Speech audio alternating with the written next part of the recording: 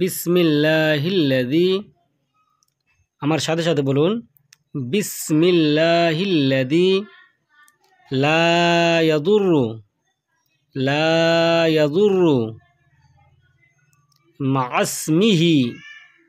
মা'আসমিহি শাইউন।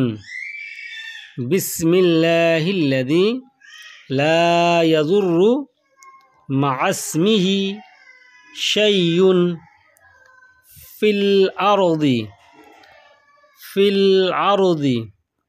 ওয়ালা ফিস সামাই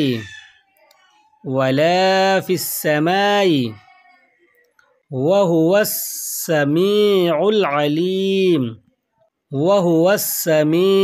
আলিম।